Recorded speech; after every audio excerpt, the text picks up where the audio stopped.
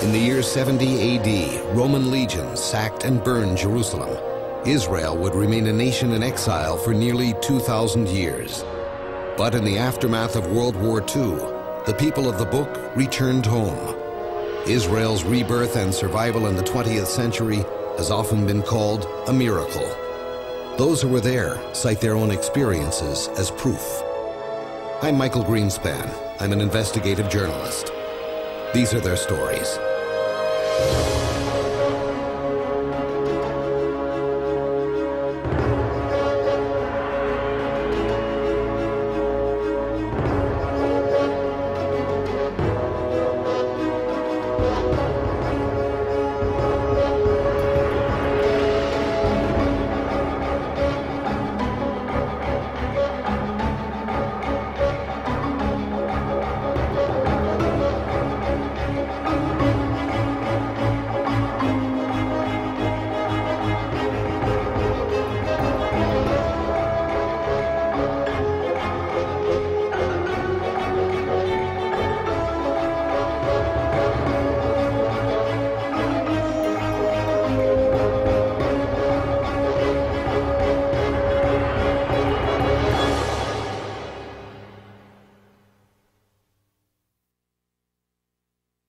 So many times my life was saved miraculously. It was a real miracle. If I was religious, I would definitely say this is a miracle. I am sure it was a miracle. It was a miracle for me to survive. And that was a miracle.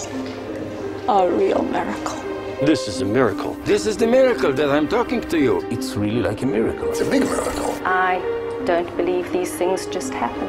If not miracles, this land wouldn't be in Jewish hands today. To live in Israel without believing miracle, you are not practical. This is the place of miracles. This is the country of miracles. It seems that in a way miracles here are part of life, really.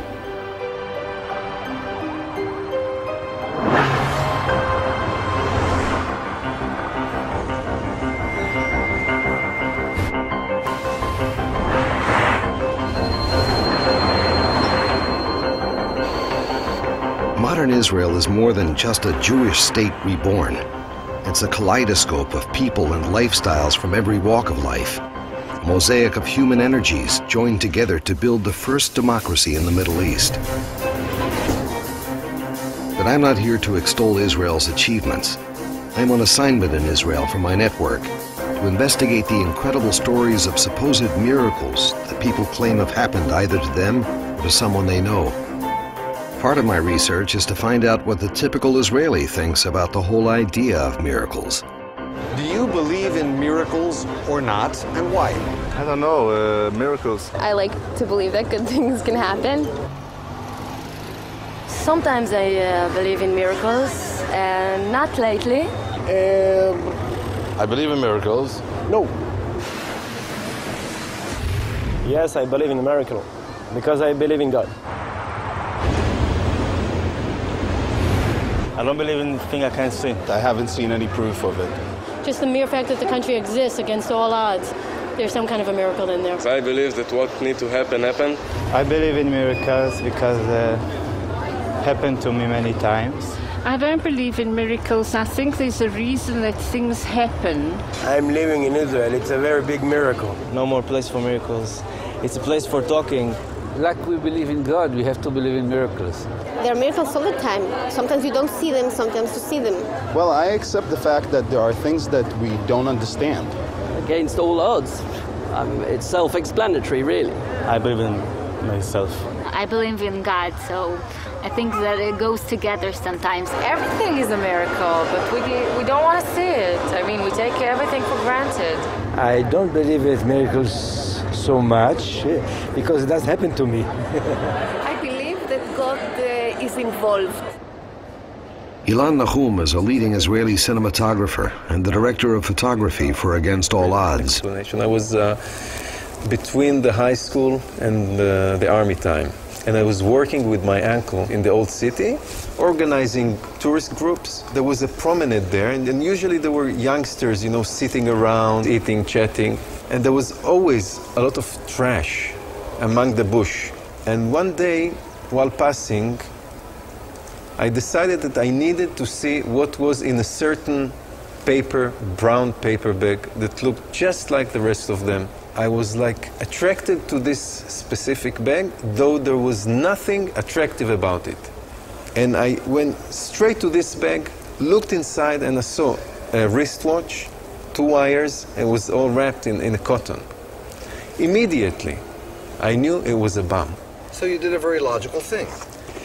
Yes, but there was no logic. I was passing there every day. Nothing was special about this day, nothing. The police robot was called, you know, they shot it. It was a bomb, it was.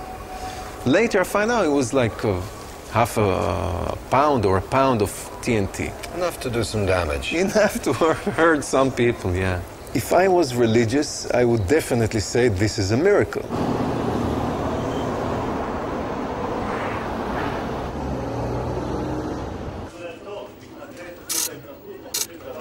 Journalists, like people in most professions, I think, feel most comfortable talking to other journalists.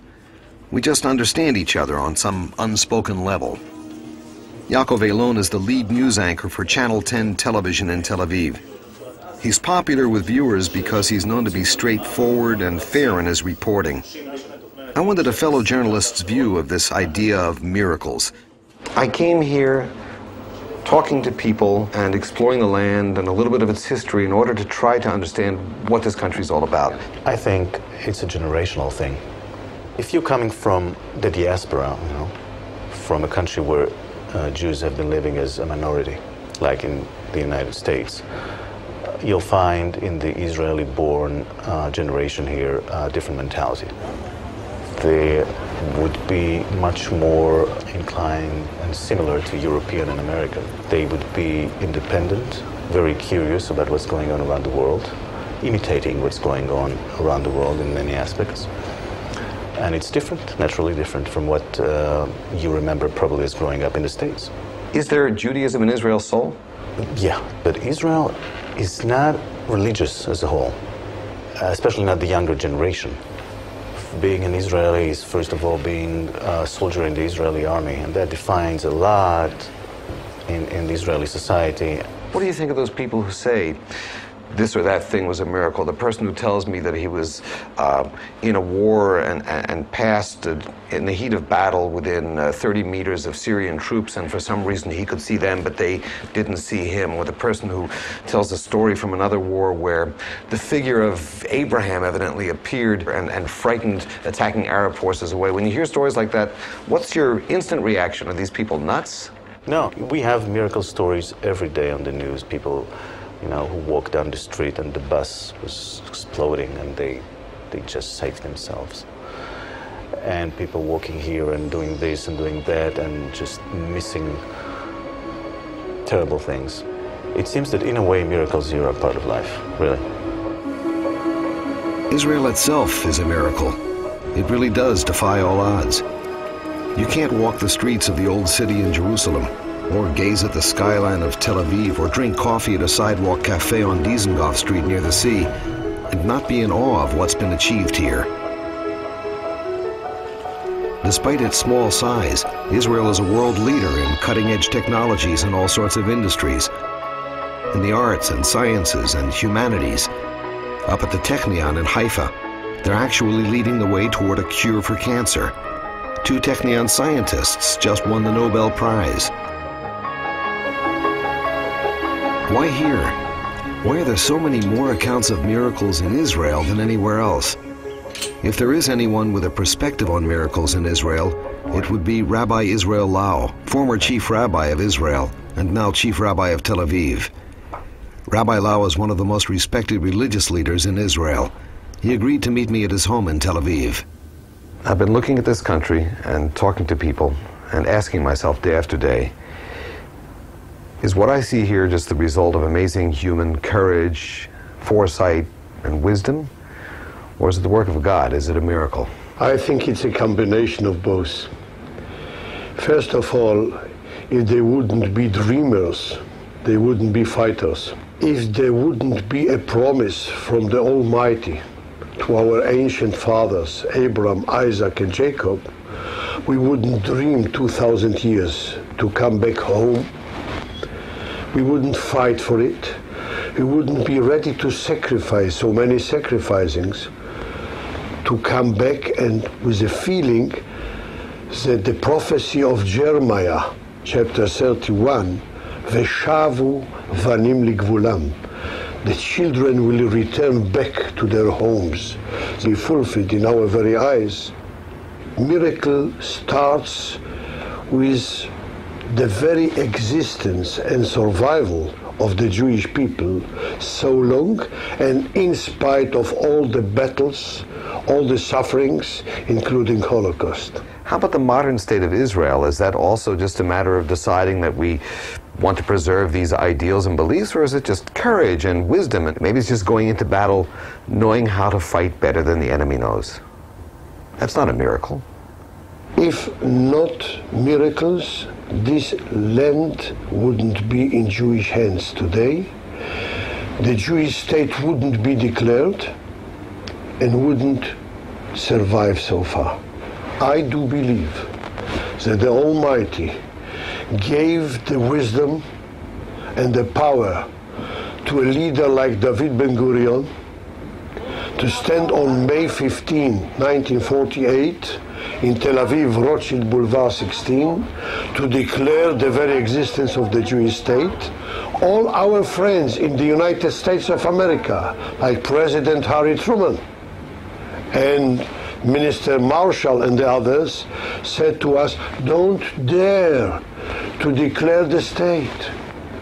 The 7 countries of the Arab state will destroy you in one day. 2 weeks before the Declaration of Independence, the Minister of Foreign Affairs, Mr. Sharet, go to the States to meet the Secretary of State, General Marshall. Historian Aryeh Yitzhaki has studied the turbulent years that gave birth to the modern nation of Israel. We met on the campus of Bar Ilan University near Tel Aviv. General Marshall told him, Mr. Sharet, if you declare about the Jewish state, this is a suicide, a real suicide, because the Arabs' army attack you.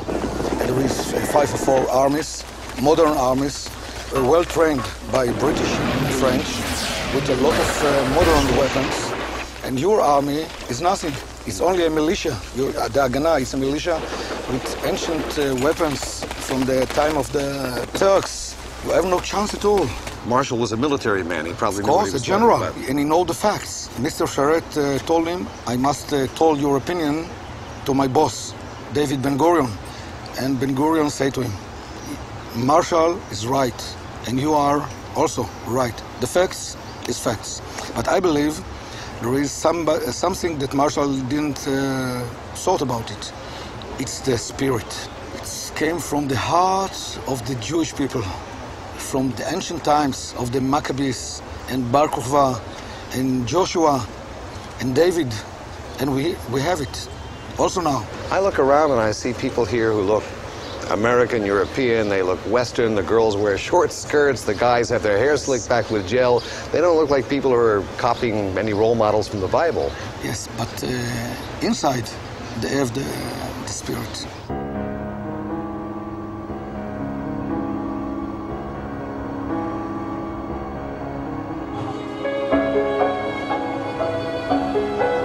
Many believe that the miracle of Israel's 20th century rebirth and survival is the fulfillment of biblical prophecies spoken thousands of years ago. There is convincing evidence. Consider this incredible fact. 2,000 years ago, the prophet Daniel received a vision that Jerusalem would be delivered from its enemies in 1,335 years. The prophet Haggai later added that the day of blessing would come on the 24th day of the 9th month of the Hebrew calendar. The date foretold by these 2 prophets was December 9th, 1917, the very day the mayor of Jerusalem handed over the keys of the city to the British Army. Historian Yuda Noblach put it this way. God makes history, makes the future too.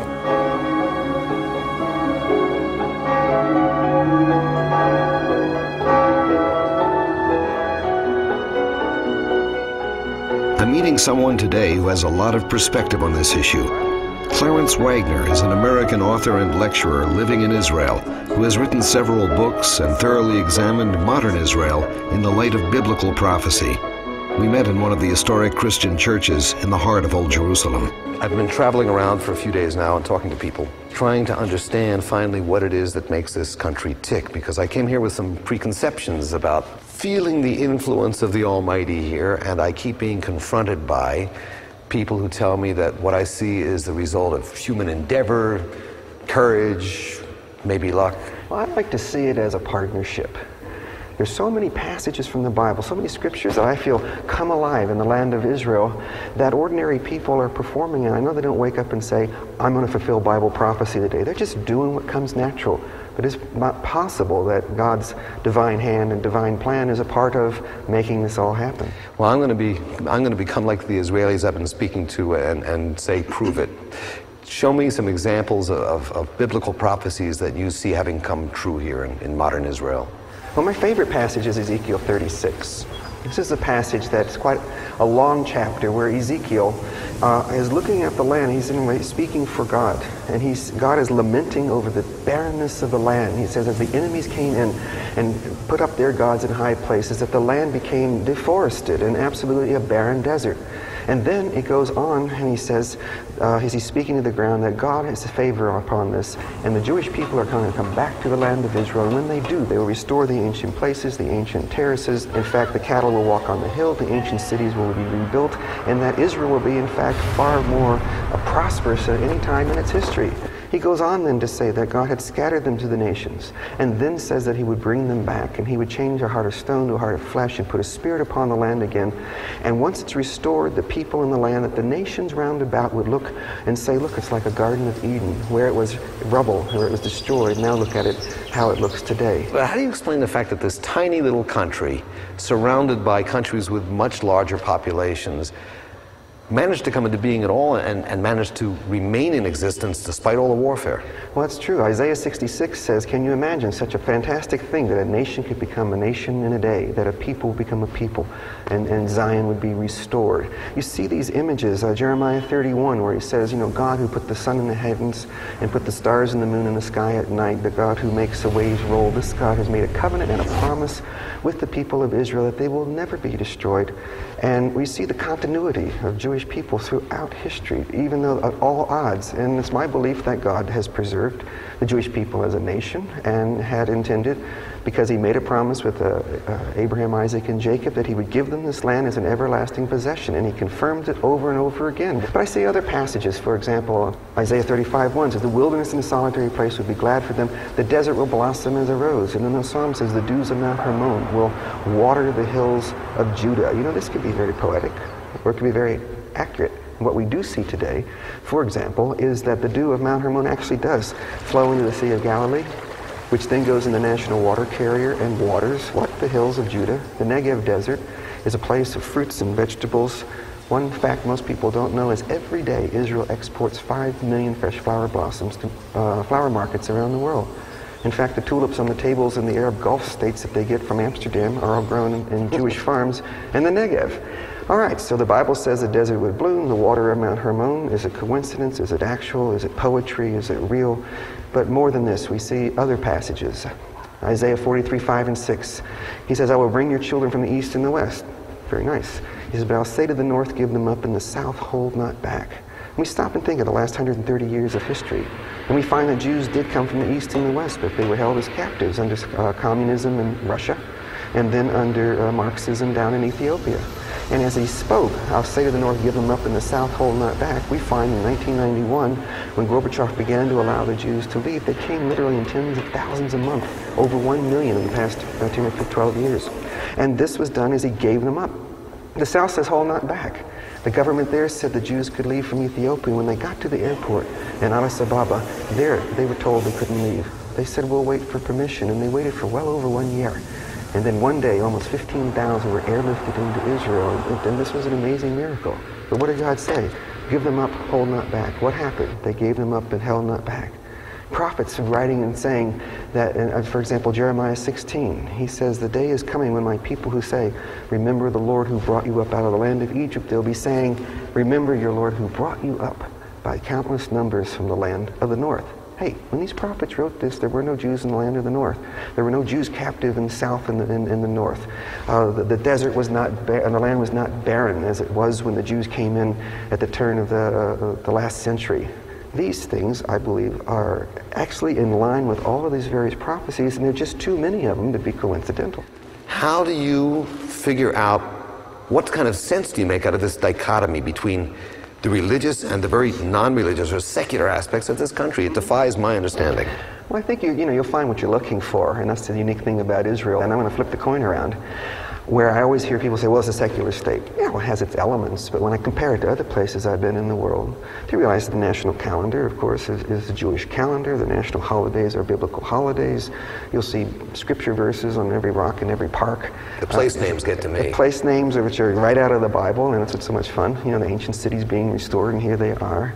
And you find that the rhythm of the country is a biblical rhythm. And I think you can find just about anything you want in Israel, but I think we have to ask the question, what is Jewish? Is it just religion, or is it tradition, or is it community, family, food, ethnos, all these things put together? And I think you can find the richness, like a prism, you know, of all these wonderful things that are expressed by being Jewish. Be my guide for a second. Tell me, where do I look to find the heart and soul and the truth of this country? Don't watch television, and come here and walk the streets. Go down to the cafes, sit and talk to people, catch the housewife hanging her laundry out, and just go knock on her door, just ask her who she is, how she feels. Talk to the immigrants, talk to the Ethiopians, talk to the Russians, talk to the Palestinians. Hear the heart of the people, because it's an incredible collection of unique and different people who make this crazy place work. And it's not a monolithic group at all. And when you get to the heart of it, you know, Israelis are often called sabras. That's a cactus fruit, prickly pears, we say in America. Prickly on the outside and sweet on the inside. And it's true. It is so true. If you can just get through that rough and tough exterior, which everyone needs just to survive every day here, there's a heart of gold. And if you ever make an Israeli friend, they're your friend for life. It's so true. You only left one person off the list of people I have to talk to, and that's you. Oh, thank you. Clarence, thank you so much. Thank you.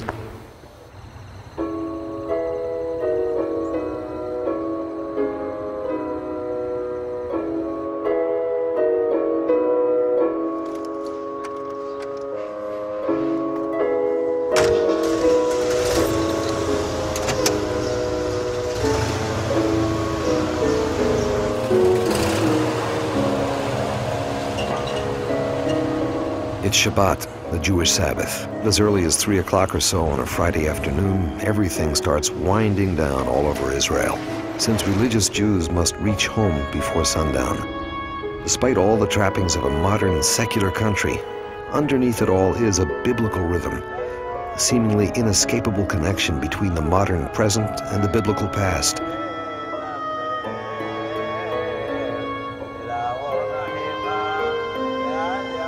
Is this a place of miracles? From one end of this country to the other, one cannot escape reminders that this is where David fought Goliath, where the walls of Jericho fell, where the sun once stood still so Joshua could finish a battle, where Jesus walked on water, raised Lazarus from the dead, and fed the 5,000. True miracle. But is modern Israel itself a real miracle? I can't escape the fact that no nation driven from its homeland has ever returned. No other group of people has endured relentless persecution at the hand of every major superpower in history and survived, from the Persians to the Romans, the Greeks, the British, who 300 years ago tried to drive the Jews from their shores, the Russians with their pogroms, and ultimately the Germans and their final solution that murdered 6 million Jews. And yet, miraculously, the Jewish people, seemingly tethered to the ancient prophecies of their rebirth and renewal, did survive. The nation of Israel was reborn in a day, as the prophet said it would be. The barren wasteland was renewed, and the people did prosper, just like the prophets foretold. In the heart of Old Tel Aviv is a nondescript building that once housed the Tel Aviv Art Museum.